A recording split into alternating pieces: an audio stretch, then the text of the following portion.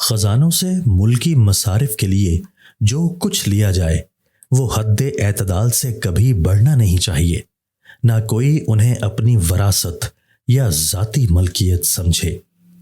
بادشاہ کے عدل و انصاف کا ایک فیصلہ دنیا بھر کے سرسبز ہو جانے سے کہیں زیادہ بہتر ہوتا ہے۔ اپنے ساتھی، دوست اور ہم نشین کی ہمیشہ عزت کرو، تمہاری مجلسیں آباد رہیں گی۔ اپنے شریک کار کی حفاظت کرو، لوگ تمہاری پناہ لینے کے خواہش مند ہوں گے۔ حقیقت ایک مخفی میلان ہے جو ہمارے ایام کو فرحت بخش بناتا ہے۔ سانپ کو اگر پنجرے میں رکھا جائے تو کبوتر نہیں بن سکتا۔ مجرم کا انصاف مجرم نہیں کیا کرتے، اور سرکشوں کی صفائی گناہگار نہیں سنا کرتے۔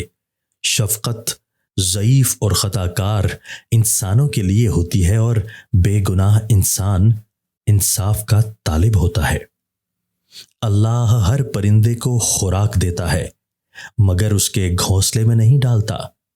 فلسفہ وہ انداز فکر ہے جو انسان کو خود آگہی دیتا ہے۔ غم کا بہترین علاج مصروفیت ہے۔ ہماری جہالتوں میں سب سے بڑی جہالت یہ ہے کہ ہم اپنے علم کا ثبوت دوسروں کی جہالت میں ڈھونڈتے ہیں۔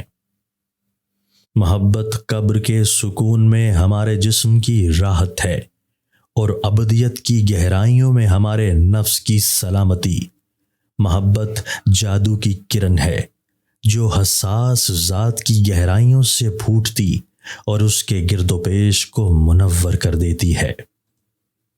زندگی محبت کے بغیر ایسے ہی ہوتی ہے جیسے ایک درخت جس پر نہ پھول ہوتے ہیں اور نہ پھل، صرف کانٹے ہی کانٹے ہوتے ہیں۔